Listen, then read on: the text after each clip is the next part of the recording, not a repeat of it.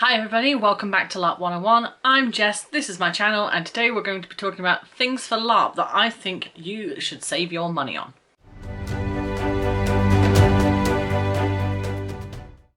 Okay, so be honest if this sounds like you.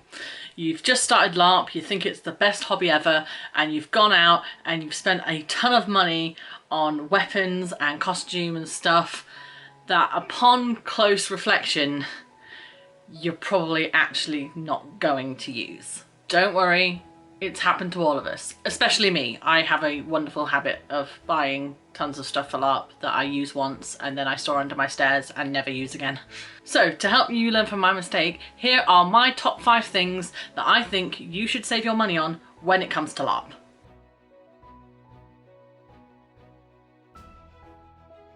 You need to eat well at LARP events, but that doesn't mean you have to blow your budget doing it. Preparing your own food can be a massive drain at festival LARPs, mainly because, you know, you've been fighting all day, your tent's ages away from where you currently are, and you know, the pizza vendor is like right there. And before you know it, you'll find that you've probably blown through more cash than you originally intended. And preparing your own food is a complete drain at LARP because you have to prepare it all yourself, there's all the cooking, and then afterwards you have all the cleanup, and it takes you out of the game, and that's why a lot of people opt out of it. But if you make your food plans effectively, you can find yourself saving time and saving money. Make sure to have all of your meals planned before the events. Have a fixed menu so you don't actually go out and buy things that you actually don't need or won't use.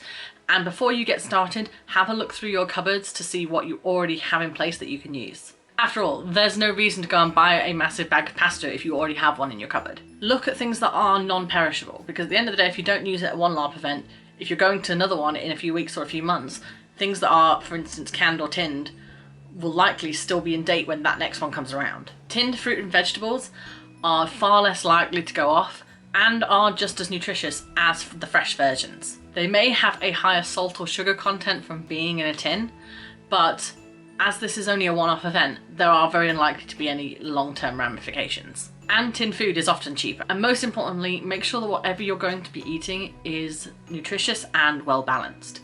It may be really cheap to go and eat a pot noodle for every meal, but I can guarantee you by the end of that event, you're going to feel absolutely awful. And if the event is a few days long, you may find yourself craving real food after a bit if you're only eating pot noodle, and then you'll find yourself down at the food vendors anyway, and you'll have just wasted money in the long run. Look at proper meals for camping. I am a massive obsessive with Pinterest. I've got my link to my Pinterest boards in the description box below. I use it for meal planning all the time, both at home and at LARP. I have so many good recipes that I have used at LARP, I intend to try at LARP, and are thematically suitable. I also have a selection of character pin boards, so if anyone wants to look at some of the characters I'm creating, go to my Pinterest board below. And finally, don't forget to factor in snacks. If you are hungry in between meals, then what's going to happen is you're going to start craving, and then you'll end up going to a food vendor if you don't have anything on, and you'll end up spending money that, again, you didn't want to spend in the first place.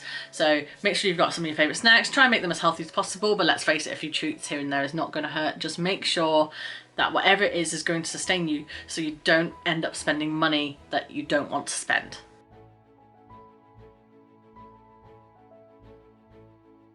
Things like jewellery and accessories can really lift a costume from being something that's quite good to something amazing. If you want more advice on this, I have a wonderful LARP accessories video. The link is up the top, so go and check that out at the conclusion of this video. But as is the nature with all beautiful, small shiny objects, they can break and they can get lost. And if you're out in the woods or in a field, odds are you're never going to see them again. And if you spent a decent amount of money on them, those missing items are now a big, massive dent in your bank account. It is really tempting to buy big, beautiful, sparkly things to put on your costume, but the most cost-effective method is to go to a thrift store.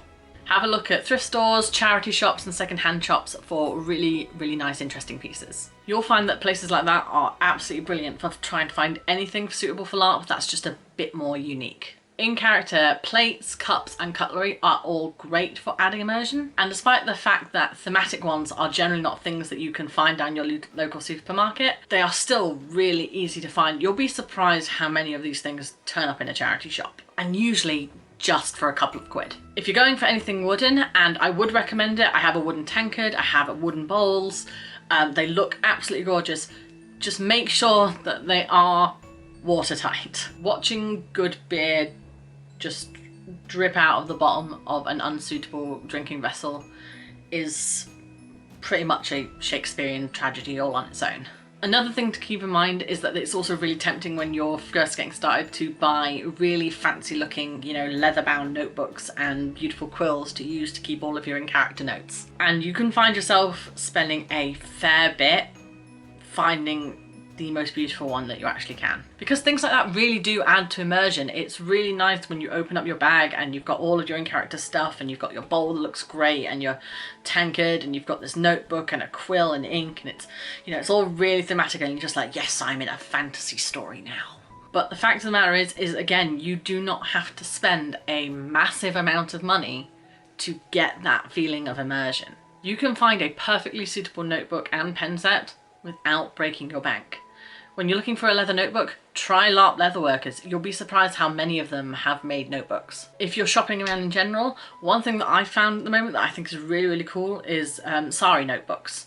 So these are small little notebooks, which are exactly as they sound, are covered with recycled saris, and they look absolutely gorgeous. And they don't cost that much either. This one only cost me a few quid. In regards to pens, if you want to go big and fancy, then do feel free, but 99% of the time, no one is going to notice whether your quill cost you a fiver or cost you 50 quid. If quill and ink is not your thing, and let's face it, ink goes everywhere, so I don't blame you for wanting to avoid that, then there are plenty of quill options that are essentially ballpoint pens. They look really thematic and 99% of the time are much cheaper than a proper quill. Another really cool option are glass dip pens. I have one, I think it is absolutely gorgeous and I love to use it.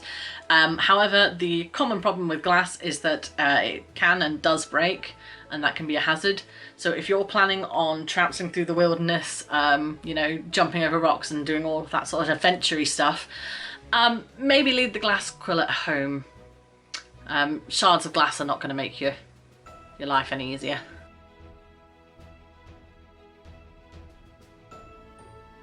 Now, I know this one is going to seem odd, so let me explain.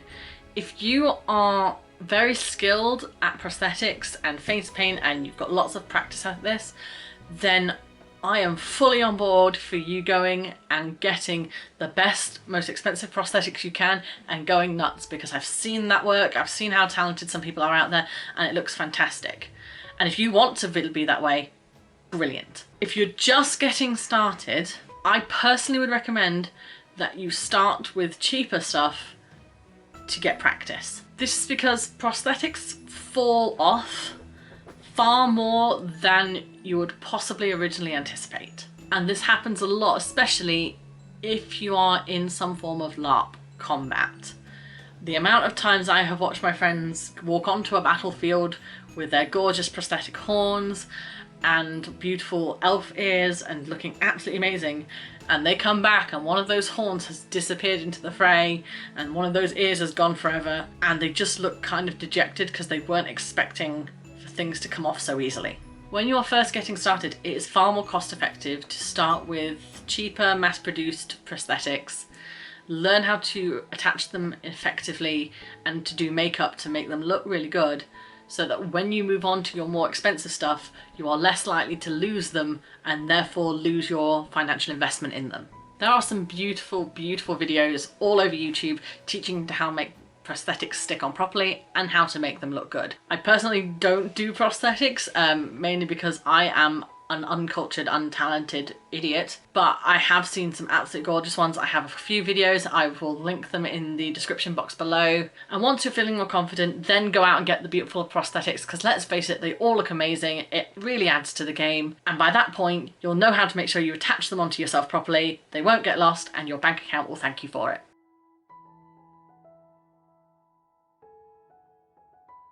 Now, this doesn't apply to every LARP system. However, if you have one that has some form of trade system, this may apply to you. At my main LARP, we have trade systems that involve disposable props. One most iconically being potion bottles. Players supply the physical items themselves and then they are traded about the player base, which means the vast majority of times you're going to leave an event probably not possessing all of the bottles that you arrived with. So there is no point in spending a massive ton of money to make these things look amazing if it is literally just money going down a drain because you hand that bottle off to somebody and it never comes back to you. It's pretty much a guaranteed money sink. But these items do add to the game, so people do buy them again and again and again. So it is important to make sure that when you are putting them together that you are going to be cost effective about it. I am actually planning on doing a video very early into 2021 on how to put together a really cool alchemy kit on the cheap. So if you haven't subscribed to my channel already, please do so you don't miss that video because it is really going to be worth watching. Look at what your game has in multitudes. It may be bottles, it may be little bags of things. These are the kind of items that you can get off places like Wish and eBay in bulk. And I would recommend you buy them in bulk because you can get maybe like 100 for like £10 and then you're probably not going to need to buy any again for the next 3 to 5 years, which will be far more effective than going out and buying 8 from a shop and then they're gone in the space of an event and a half and you now need to go and buy another 8 and it's just money going and going and going.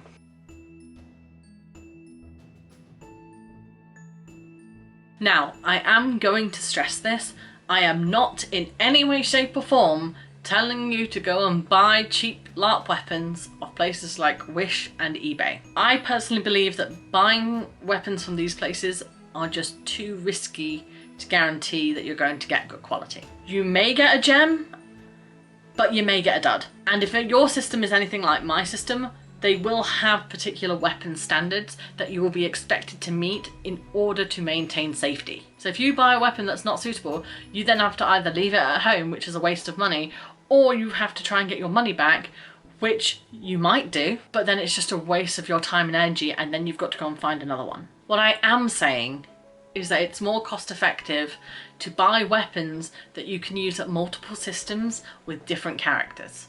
It is so tempting to buy beautiful, unique weapons. I have so many really cool, like decorative swords for various LARP events stored under my stairs. I don't use them because they were used for one character and now I don't play that character or that character has changed something and they've maybe had an event or two use and that's just not worth it financially. I probably will use some of them one day, but I don't have any plans to now, so at the moment they are just sitting there and that has cost me and my husband a ton of money. So if you're just getting started, find something quite simple. You can always go something bigger, brighter and more sparkly as you get more into LARP and get more comfortable with it, but for now a generic sword and shield or a couple of daggers or something like that that look quite plain are great because you can use them between 2 completely different characters. Make sure you do check the weapon guidelines for your system because buying something that won't pass your safety checks is a massive waste of money. See if the system or the players have anywhere that they personally recommend that you can buy weapons from. They will often know who will pass in your system and are cost effective. And once you're comfortable and you're thoroughly happy in throwing money at it, then go out and buy Excalibur and live your Arthurian knight wizard dream. Spending your money wisely is really, really sensible, especially when Christmas is just a few weeks away. So, to get into the holiday spirit early, my next video I will be giving you some tips on things that you can buy a LARPer for Christmas. Thank you for watching LARP 101, I'll see you on a battlefield soon.